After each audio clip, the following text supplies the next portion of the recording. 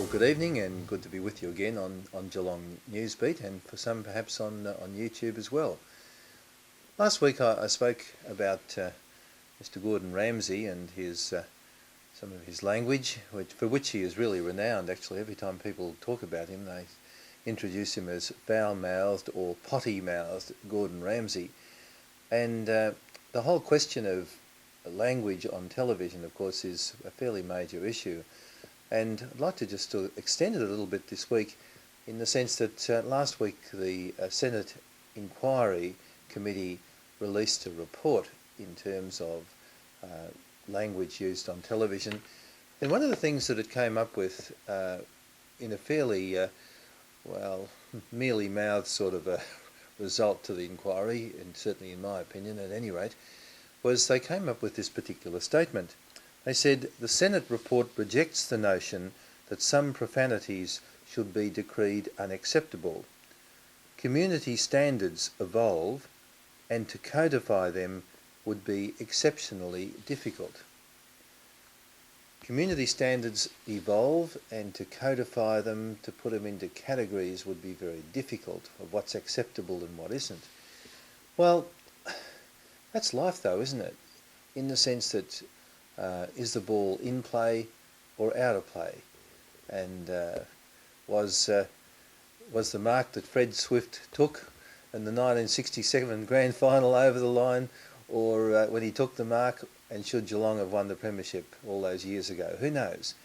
We face the lines of boundaries all the time.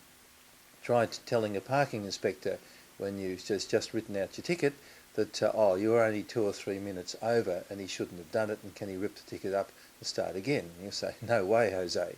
Try battling a speeding ticket, depending on what particular line they take. We set boundaries for so many things that we do, and the reaction of the Senate committee, which copped a bit of a beating, interestingly enough, from the Herald Sun as well, but the reaction of the Senate committee in rejecting any sort of standard indicates perhaps that we're really on a very difficult wicket in terms of how we set the boundaries for the way in which we behave.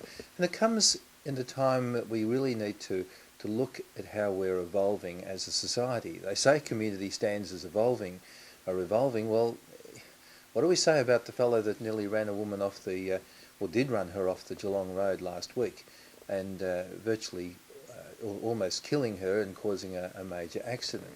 What do we say about the blind man beaten up in Geelong last week, so much so that he's going to leave, I think, if not just the city, but the whole of the state? And the rest of the areas of very odd and difficult behaviour that we see evolving in our country, where we think twice about answering our door, where we think twice about walking down the street. I had a priest staying here he came here for a meal last week, and he's been staying at East Geelong. He was going to walk home on his own, and we said, no way you're going to walk home on your own at 6:30 in the evening. This is here in Geelong. It's really just not good enough.